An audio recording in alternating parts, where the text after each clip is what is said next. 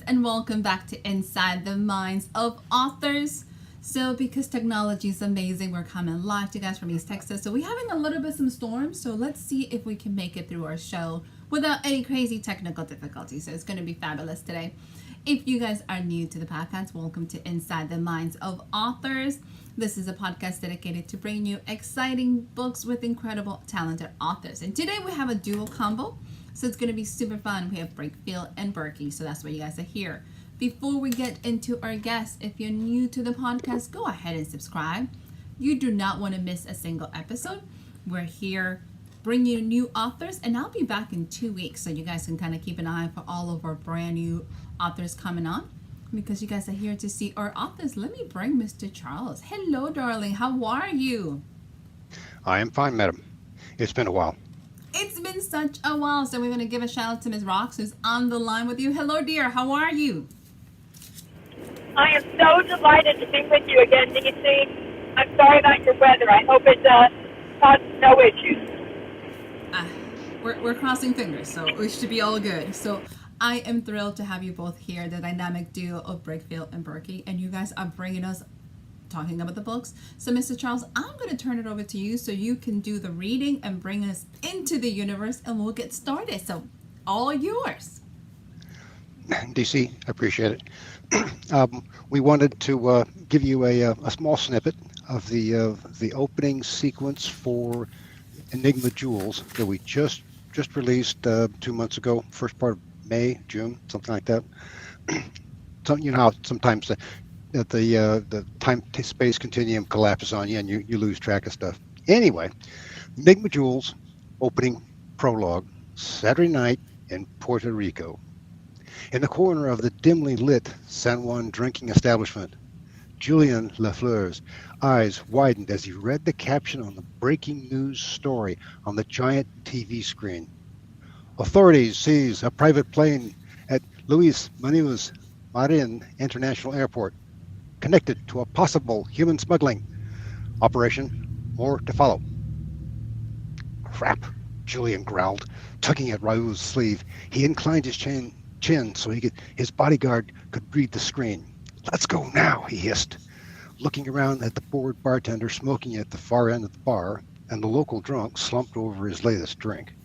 He placed a few bills on the table. As Raoul powered down their laptop, they quietly exited, then rushed to the car. You drive, Julian snarled, getting into the passenger seat. What a mess. I've lost the girls. Head toward the hottest teens hangout. Raoul nodded, maneuvered the Tahoe to the side of the downtown area where kids hung out. What are you thinking, boss?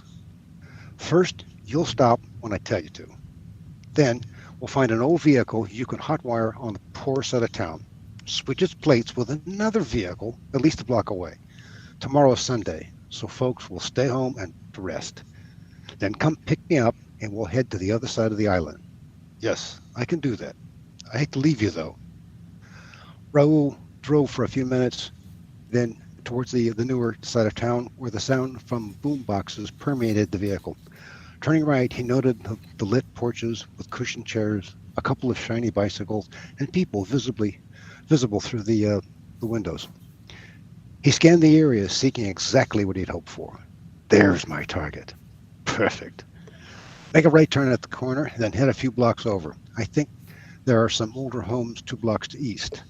They pass the convenience store. Pull over. I'll meet you outside this store within the hour.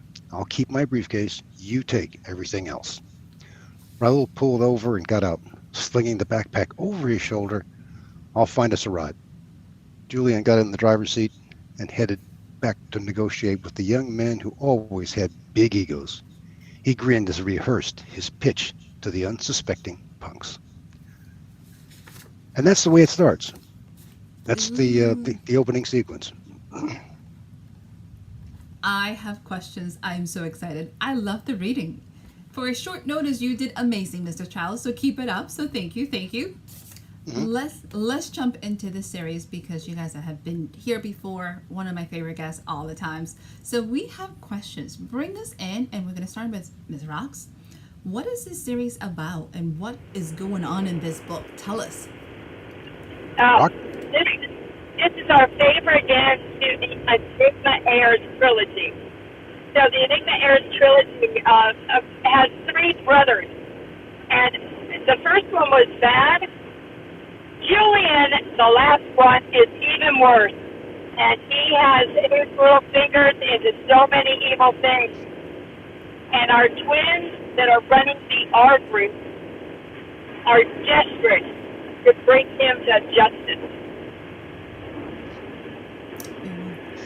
So, Mr. Charles. Yes. So the criminal dynasty that we postulated for the Enigma heirs, we've got one bad boy in the first book.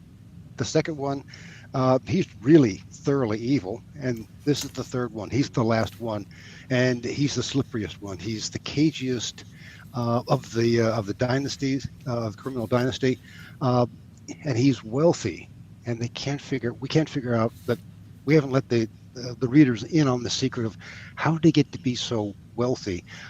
He just seems to be, he's got planes and houses and people staffed, and it's all seems to be like a well-oiled machinery. And so it's part of this is the R group figuring out who this guy is, and that's difficult because one of his specialties, identity theft and identity laundering. So he may not be who they thought he was, and so we make this just we culminate with a lot of the clever criminal tricks that the bad guys use to be able to cloak themselves, operate with what they believe immunity, and still enjoy their ill-gotten gains using cryptocurrency.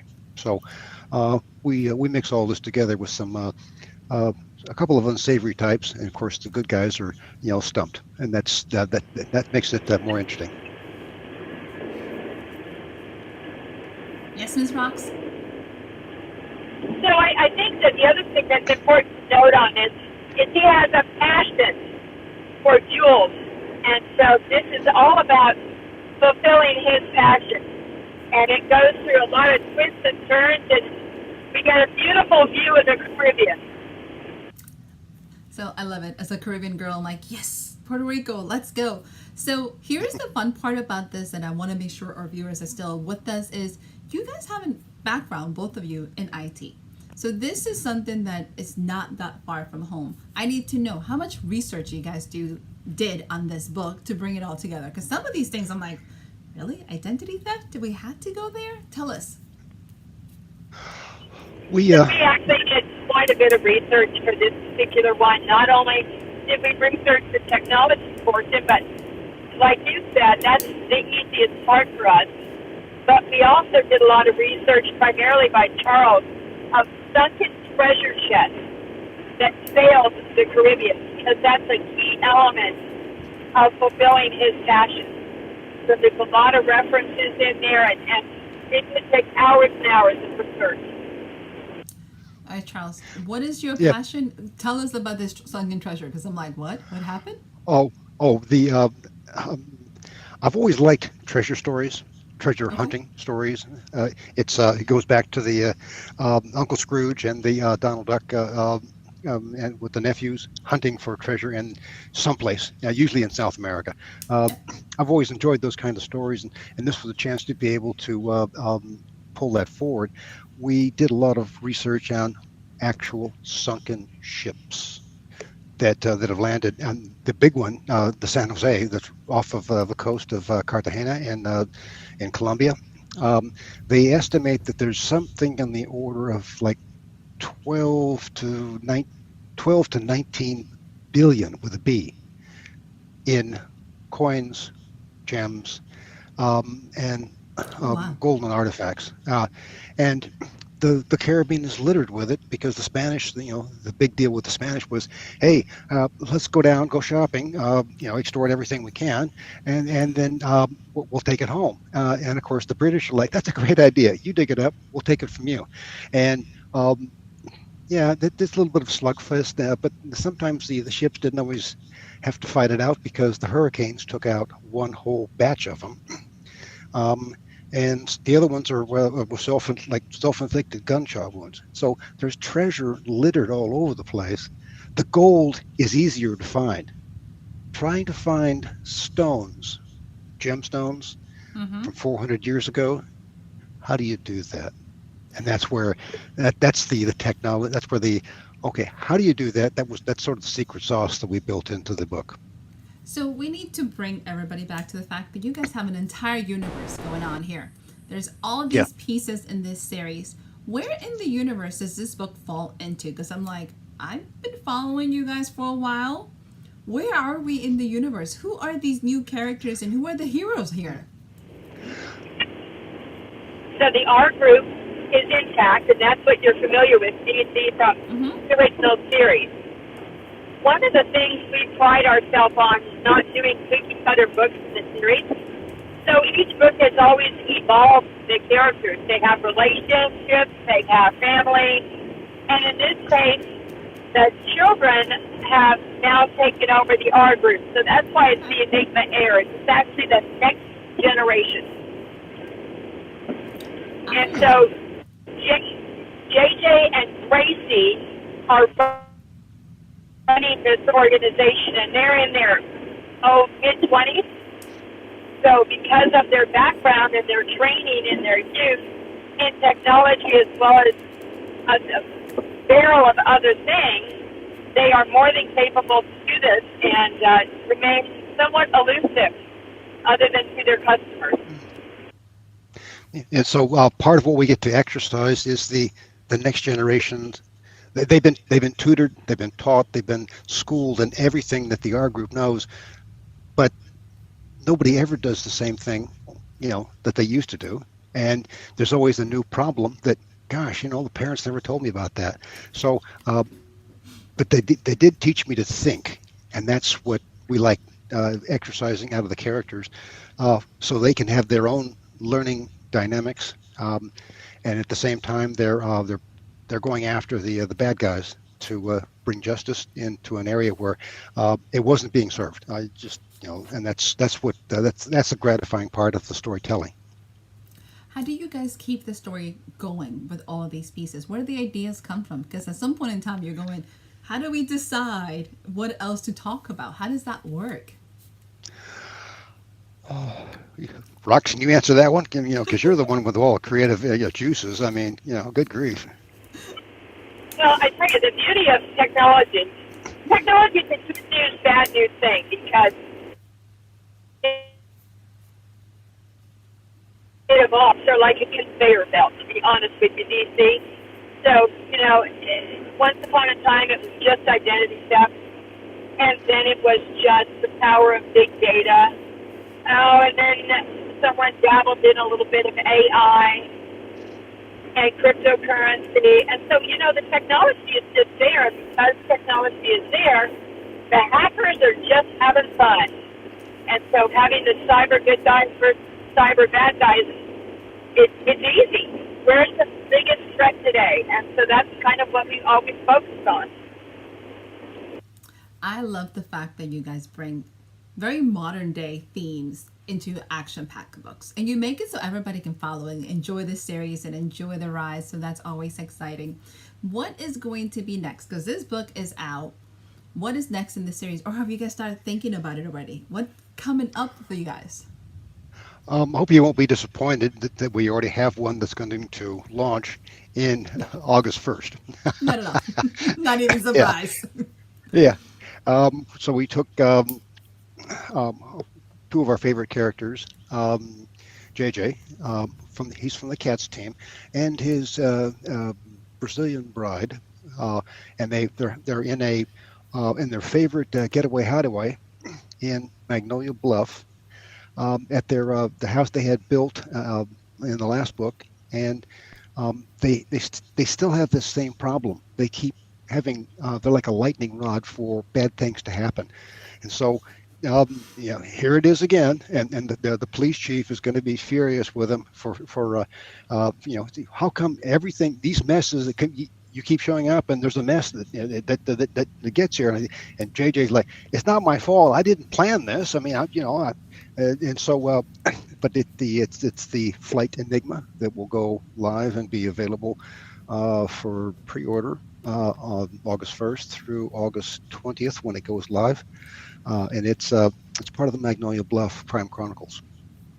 Do you guys see an ending to this series? So is this something that you're going, we're going to keep going to everything burns down? How does that work? Rox, you're up.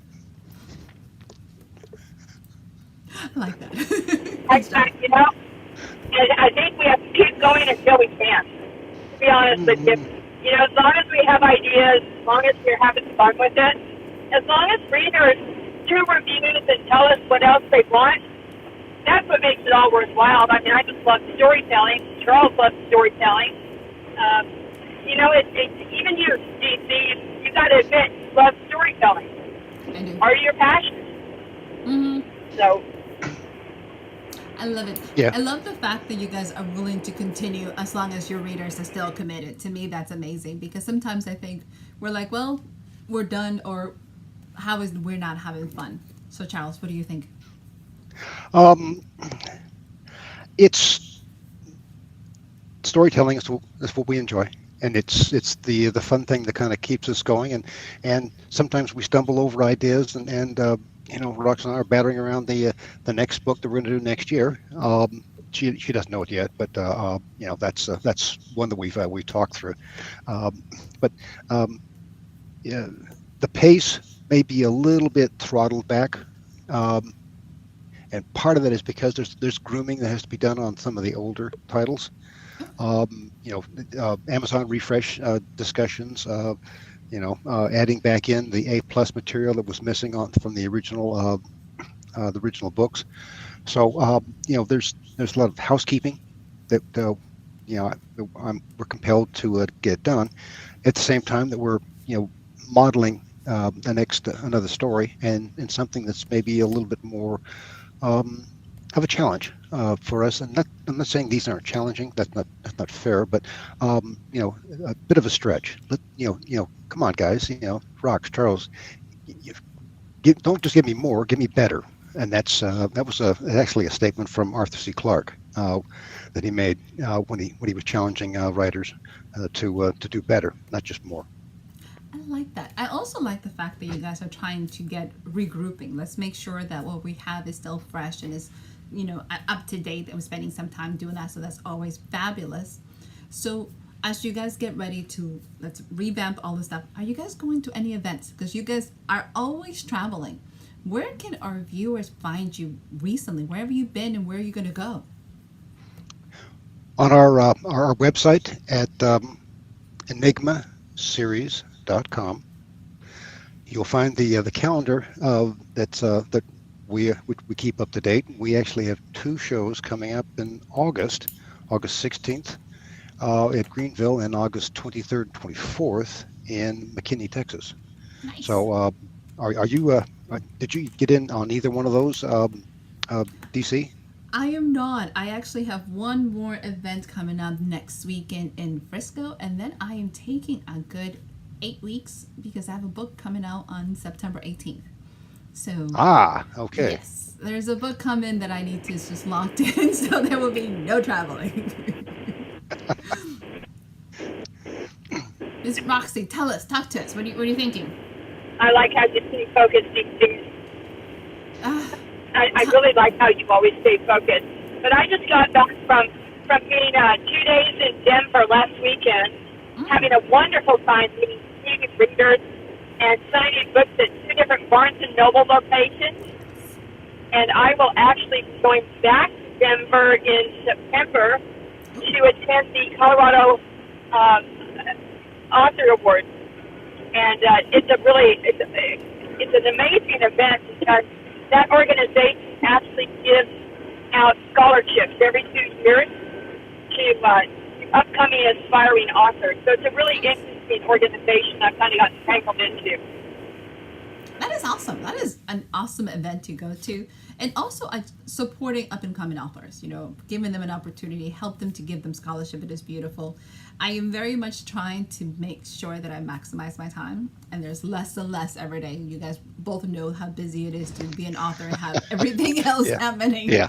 So yeah, where'd all my time go? I got it. Like, it's July and next week is going to be August, and we don't know what's going on. So trying to make sure that at the end of the day, the books get done is kind of the priority. So switching gears and making sure that I start doing some writing, because books are not writing themselves now. So as much, at least not mine. I'm just going to keep it that way. Yeah, us too. Yeah, it's easy to be able to look at this technology. You could probably do, and full disclosure, I do use the AI generative technology for image ideas for covers. That's I've used that. We've used it a couple times now with the last two books we've done to give our design engineer give her something to chew on rather than just say, "Give me a book cover." Okay, of what? They give you that deer in the headlights look, and it's like, yeah, okay.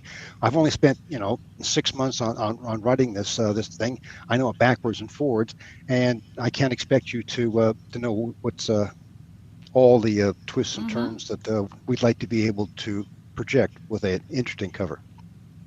I love it.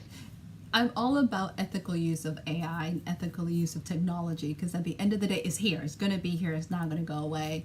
We're not putting the genie back in the bottle. But ethical use of it is always what is necessary as an artist community, whether we're writing or creating, that people truly understand how the information is being used. I'm very much into that. So I need to know, because this is always my favorite question, what advice would you guys give up and coming authors? What would you tell them when they're getting ready to do this? I'd have to say practice. It's the same thing that we do all the time. We're always writing. I mean, we're always, okay, can you groom this? Oh, can you make it better, Charles? Or, Rox, what do you think about this? There's several things to be able to consider. You might use the AI to be able to make something of an outline that you can start plugging information into. There's also the videos that we're starting to really get involved with from an advertising standpoint.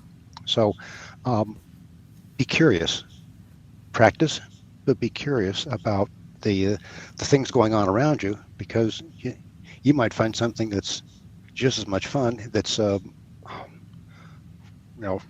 very well aligned with your writing.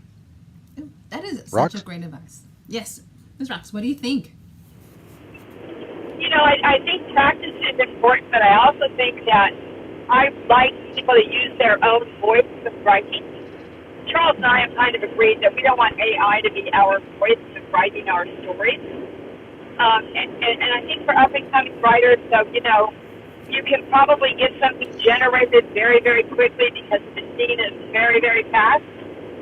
But I like the voices of individuals and what they have to say and the experiences that they bring. So I would say don't be afraid to use your own voice. Agreed. That is such an awesome way of looking at it. I think sometimes we forget we're always too busy trying to create something different, something unique, when in fact our voices as a whole is unique as it is. So I love that concept. So Charles, you mentioned it. I need you to repeat it. Where can our viewers find you guys? Where they can learn more of the books? What is the website and the social media? The website is enigmaseries.com. Also enigmabookseries.com. Both of them will get you at the same location. We have all of the ebooks, the paper, the audibles that are out there. It's also got a good link to the 300 or so videos we've been building. Nice. On YouTube. So the YouTube channel, Enigma Series, is the other place. It's a fun area. And what we've been doing is we've got an author showcase in there on the, so it's not just our stuff.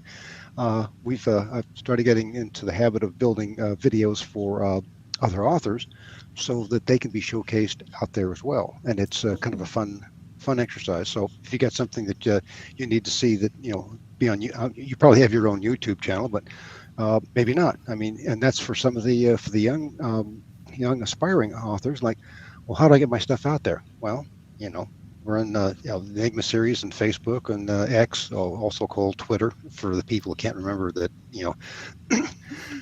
what it's changed to, and Instagram and all the usual places that we go to. We're there. I mean, that's we've got material that's posted on all of them.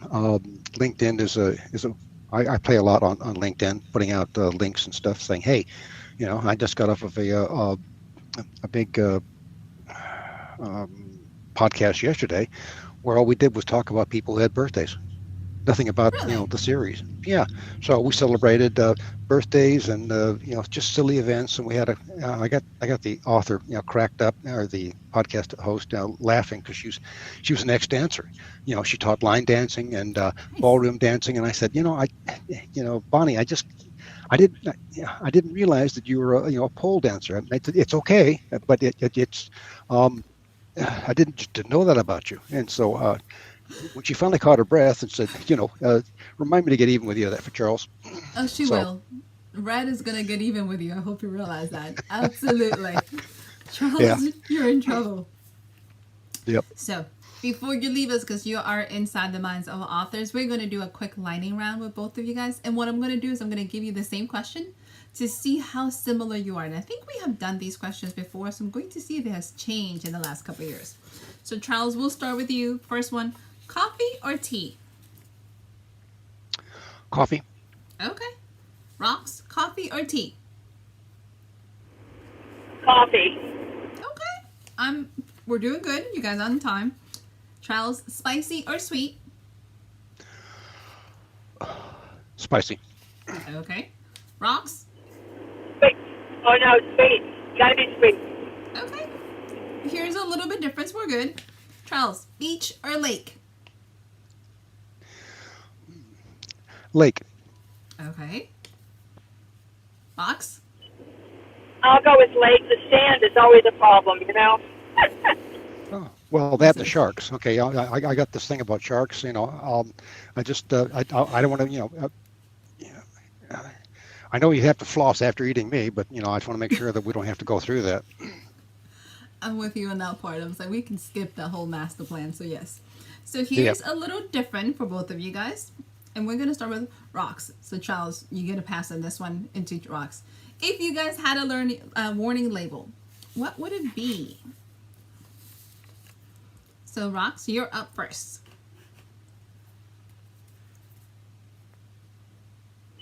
DC, I'm sorry, it broke up. Could you ask me again, please? If you had a warning label, what would it be? Don't read these books unless you want to have fun. Ooh, I like. Charles, yours? If you think everything can be solved in 140 characters, don't read my books. That's actually pretty good. I love that. Miss Rocks, Mr. Charles, any closing remarks for us? We are so happy you guys have joined us. Tell us. DC, appreciate you hosting us and letting us come on your show. It's always a pleasure. You're always a nice person to visit with, and you know, if you weren't so busy on stuff, we'd offer to send you the new Audible code that we just got on Enigma Jewels. Aww. You guys are always my favorite. Miss Rocks, any closing remarks for us? You are always a treat, CC, and I really would like to have a link when your book goes on sale, as I will read it and I will review it on my blog. Aw, Thank you so much for having us. It's always fun. It is always a pleasure having you both. I need you guys back next year when the next one comes out, because obviously you guys are not going to stop. So we're expecting you guys back. Okay, sounds good. Awesome. And to our viewers and listeners, go ahead, check out the Enigma series. You are going to love it. Check out the fabulous dynamic duo of Brinkley and Burkey. I love them, and we probably have seen them before. So you guys want to make sure to check them out again. Join the fun. Check out the website and the YouTube channel. So remember, if you're new to the podcast, go ahead and subscribe. You don't want to miss a single episode. We are here to show you talented authors with exciting books. We'll be back in 2 weeks, and here's the fun part. We only have 2 more Saturdays. So the 9th and the 16th will be our last 2 live ones, and then we'll be back next year with live podcasting. So it will be fabulous in that sense. So thank you, everyone. I appreciate you guys so much. Have an amazing weekend and stay safe. Bye, guys.